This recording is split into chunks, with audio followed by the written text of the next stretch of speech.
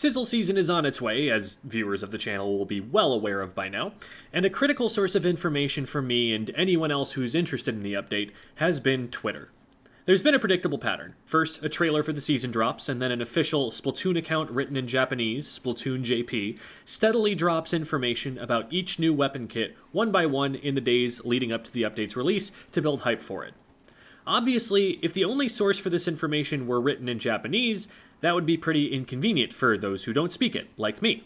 Even though you can click one button for a pretty decent auto-generated translation, the names of Splatoon weapons are localized in their translations, so we may have to sit there scratching our heads about what a Dansang bomb is. Incidentally, there is a resource Guster Animations put together that translates all the weapons in the game and gives their English translations, as well as a more direct translation of the Japanese text without the localization, which I'll link in the description. There you'll find that a Dansang bomb is a fizzy bomb. But that's not an official Nintendo resource. The official Nintendo resource is that the Splatoon JP tweets get translated and repeated on the Splatoon NA account, which is also an official Nintendo account and written in American English. This, however, has been weirdly inconsistent. This season, Splatoon JP has released information about a couple weapons that just never got passed on to Splatoon NA before Splatoon NA moved on to the next set of weapons. A lot of times, the videos that accompany this information, like this gameplay trailer, never make it to Splatoon NA. More recently, the custom Hydra Splatling kit ended up just being straight up wrong. Splatoon JP reported that the weapon had ink mine, while Splatoon NA said point sensor. Splatoon NA eventually made tweets to correct the error and also to go back and put up the kits they missed. They've even uploaded a higher quality version of the Decavitator gameplay video, which I very much appreciate. But it's been strange how out of sync they've been, even as we've seen smaller discrepancies before. They did, for example, get the sub-weapon wrong in the initial announcement for the Snipe Rider 5B, but they recovered from it in a relatively graceful way, saying, "Ballistics here with an update on the Snipe Rider 5B. In our excitement, we got the sub wrong in our previous tweet. We won't hide our mistake behind the splash wall, but you can with this weapon's sub." But that's not what's happening this time around. We've been noticing that the text of the updates has been written in a different voice recently. In the past, messages were written in character as an intern working for the Squid research lab, a hyper-enthusiastic, endearingly dorky crew that would make reference to other made-up departments like ballistics, and crack an eye-roller of a dad joke every now and then. The recent updates, though, are much more direct translations of the Splatoon JP tweets than localizations intended to play around with the framing device and add flavor. It's strange because it breaks immersion, something Nintendo would always rather avoid doing. It's not for no reason that we aren't going to know exactly who runs these Twitter accounts. Nintendo is a massive corporation that has lots of fans, but has also thrown its weight around at times in ways those fans don't like. People who are big fans of things can often go overboard, making what's supposed to be fun public spectacle more personal, intimate, important to their lives than is healthy for them. I know you nerds can name a fandom where someone's done something absolutely crazy out of feelings of parasocial entitlement. It can really take the edge off when correspondents from big, scary, multi-billion-dollar corporation that has at times made decisions people don't like represents the brand not even just by making the owner of the Twitter account anonymous, but by having them portray a fictional character in the universe the fans love. The other side of the coin, though, is that often frustrations with Nintendo the company can only ever spill out at their first point of contact with the public. We can't directly walk up to a high-ranking Nintendo executive and give them a piece of our mind, so when they shut down the Big House, we respond instead by using protest names in an official Nintendo tournament and eventually ditching it for our own event, the Squid House. We generated a lot of bad press for Nintendo doing that, but in terms of the practical challenges imposed, that probably inconvenienced tournament organizers who Nintendo hired from our community to run things more than it ever inconvenienced a Nintendo executive. In a similar way, average Twitter users tend to be vocal on official Nintendo Twitter posts, because that's an easy way they can be a part of a conversation with Nintendo, even if it's many, many bureaucratic degrees of separation away from the decision maker who is actually responsible for the thing they're complaining about. The character of the SRL intern itself is an interesting study. It's pretty common to have a company's social media representative be an intern, because a kid just out of college may be inexperienced in the field they're entering, but at the same time, they often understand modern social media better than the bosses will. Ideally, at a large company, there are layers of quality control with marketing professionals overseeing this process so the intern gets experience without making a faux pas and generating bad press. But sometimes that just doesn't happen. The whimsical, casual, again, dorky side of the SRL intern is nice as a metatextual reminder that there is a unique human person behind this writing. When I first started seeing people tweeting about these changes in the Twitter account, the errors, the change in tone, the removal of references to the in-universe framing device, they often referred to the intern, and I thought that was positive. There may have been some frustration at the mechanism that employs the social media person, and the lack of oversight for them, and the general apathy toward our favorite video game that all betrays in the company of Nintendo. But we were referring to this tweet as the work of an individual. Whether we bought into the framing device or just meant the actual human author, it seemed to me that we were showing empathy toward the employed, the entry level, the underpowered majority, influential only in numbers, that so often take unnecessary heat as a result of mistakes made by their superiors in big companies. How many stories have we heard recently of companies reporting record profits and then having layoffs, or CEOs getting pay raises while the company suffers? But some folks were referring to the intern specifically, and nevertheless rubbed the mistake in their face. Having a little joke behind it and letting the writer of the tweet in on it is one thing, but sometimes it felt downright mean. There were a lot of people reminding them of the mistake even after the mistake was corrected, complaining about how long it took to correct, asking what's wrong with them. And a lot of it directed at, quote, the intern. I know the intern is a character, furthermore a character being used as a media shield for a large corporation, but when someone was taunting the intern about how they were about to be fired, man, I've been between jobs before. I know what that's like. Even if it's a fictional character, that's still rubbed me the wrong way. I've taught kids how to read and write as an English teacher, and they legitimately are falling behind a bit right now. I've done my time long after people working normal jobs or even my fellow teachers had gone home, struggling just to parse what a kid was trying to communicate in their essay. Becoming a real teacher, as opposed to the writing tutor and student teacher I was before I had my own classroom, wasn't a process of becoming more thorough in spotting a student's errors, but a process of figuring out which ones to ignore, which changes would bring the most improvement the fastest, how many I could draw their attention to before I would overwhelm them with negative feedback. A social media intern is going to be a lot less error-prone than a 12-year-old, but in the same way, we should expect them to make mistakes. If they're in the company to learn, that means they're in the company to become better than they currently are. And they won't know how to do that until they screw something up and get called out for it. It's the job of the company to understand that situation and provide them with support so that instead of making their mistakes in front of thousands of people who will associate those mistakes with the broader company, the mistakes will be corrected in a conversation with one other person and never see the light of day. As a teacher, I can't legally share my students' grades publicly, and I'd be reprimanded if I decided to share a passage from a student's work as an example of bad writing. Corrections happen privately, because that's the environment in which people learn best. Decrease the emotional consequences for getting it wrong, and the students will be less nervous and be able to focus on getting it right next time. If people get too much negative feedback in too rapid of succession, they just develop what psychologists call learned helplessness.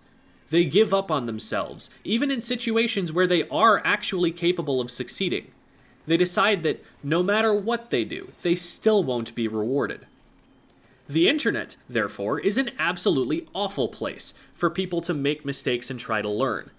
Every error that gets made will be seen by a lot of people and brought up dozens of times in replies or comments. The conscientious thing to do is to scroll down to at least check and see if the mistake was pointed out in the first few comments, knowing that if it's there, it need not be repeated. But coming from someone who makes videos on YouTube for a living, nobody does that. When a mistake goes viral, it becomes a part of your narrative. Now that mistake is a thing about you and your account that people know. A fun fact that gets regurgitated whenever you do another thing, because people like retelling old stories. If people don't like you, they will bring it up repeatedly until there's something new you did for them to complain about. There may well be some social media people that just don't care much about their jobs and can scornfully shrug off any criticism. They're not paying me enough to care what these people think about my work. But social media isn't just designed to shape the behavior of the user, the viewer, the average consumer of content. It's also designed to shape the behavior of the content creator. YouTubers will be able to tell you how well their most recent video performed any day of the week. When those metrics are high, that's a massive dopamine hit. And when a video whiffs, we always know, and we stop to think about why. When I expect a tweet to take off and it gets less attention, that makes me stop and think about my next tweet. When a tweet goes viral, I keep clicking back onto it to watch the numbers go up. For someone whose professional, occupational job it is to send tweets, you'd better believe most of them are paying attention to the reaction to their tweets. Having to pull down a tweet from your own company's account is embarrassing. It's something you probably had to get permission to do. You probably had to be confronted by someone else in the process and confess you made an error before you could do it. You were charged with representing not just yourself, but the whole team of people making this big beloved product. And you screwed up. As small as it is in the grand scheme of things, it's probably not a good day for you when that happens. By the time the original tweet about the Hydra Splatling was removed, they had already learned whatever lesson they were going to learn from the situation. But they also knew that they hadn't heard the end of it yet. They were going to predictably see comments on their big public post that now had correct information about the mistake they made. Repeating criticisms en masse like this isn't about helping the people in charge of this Twitter account learn from their mistakes. Sure, if the mistake is never corrected, it may take some repetition to draw their attention to it. It's one thing if I drop my wallet and start walking away and someone says, "Hey, you dropped your wallet," and I keep walking, so they call, "Hey, you dropped your wallet!" It's another, though, to drop my wallet, immediately turn to pick it up, but then have someone following me around for the rest of the day going, "You dropped your wallet, skull emoji. Feel free to keep dropping that wallet. I'd love a few extra dollars. There's the wallet dropper. What are you going to do, drop your wallet again?" There is a place for corrective punishment. Sometimes someone needs to face consequences like a low grade or a stern talk or a timeout, so they'll learn that their behavior isn't working and needs to change. But there are also a lot of people who aren't really participating in punitive action because they want someone to change for the better. I think a lot about the medieval practice of pillory, where people had their arms and head locked in a contraption to be ridiculed by the community for whatever they had done wrong. I'm sure there were probably some people who looked at a troublemaker in pillory and had a genuine interest in showing them, with this punishment, that the community around them wouldn't stand for their actions, hoping they'd come out the other side of the experience better for it. Most of them, though, just wanted to throw rotten vegetables at someone, wanted to say mean things to someone, wanted to make someone miserable. To some, this person having done something wrong was a welcome excuse to act out their own unaddressed negative emotions and never have to answer for them. To others, it was a chance to address their own insecurities by looking at this person and thinking, well, at least I didn't screw up that badly. At least I get to be higher up than someone today. There's a reason we don't do pillory anymore, nor do we publicly shame students for their grades in a classroom. But pillory is very much alive and well on Twitter. If one person doesn't like a thing a public-facing person did, you'd better believe there are other people who also don't like that thing, and you'd better believe every single one of them is going to say something about it. Some of them will say it for the right reasons, and you can identify these people because their goal is nothing more than to mitigate harm. They want to correct the person while maintaining a positive relationship with them, knowing that a correction that comes from someone who hasn't given up on you matters a lot more and is a lot more likely to work than insults from a hater. They want to get the right information out and correct an error that was made. They don't want misinformation to spread.